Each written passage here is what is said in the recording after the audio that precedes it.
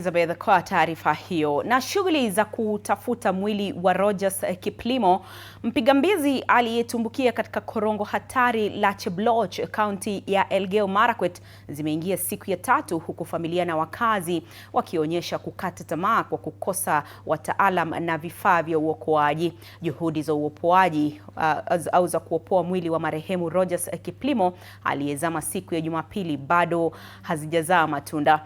Familia yake sasa inahimiza serikali kuu na ile ya kaunti kuingilia kati kwa dharura ili kusaidia katika operesheni hiyo ya uokoaji. Wakazi waliokusanyika eneo hilo wakiongozwa na Sheila Kiplagat na Judith Kosgei wameelezea masikitiko yao kutokana na ukosefu wa vifaa vya kisasa. Wakazi walilazimika kufunga barabara kuu ya Iten kuelekea Kabarnet kwa siku nzima ili kuishinikiza serikali kupeleka wataalamu wa uokoaji na rasilimali za kutosha katika mto huo wenye miamba mikali. Bibi yake ni mjamzito, karibu anajifungua, na ni yeye ndio tegemeo tu kwa mama yake na kwa familia yake.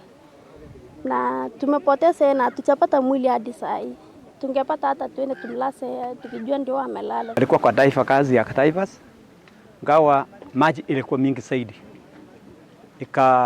Ikamweza yeye alipotaka kutoka. Hiyo maji ikamweza yeye. Kwa hivyo maji ikamchukua yeye na akapotea mpaka wa saa hii. Na usaidizi wote ambaye tulikuwa tunatarajia kupata ni kwa serikali yetu ya kaunti ya Elgeyo Marakwet. Lakini hatujasikia mpaka saa hii tukiongea hivi.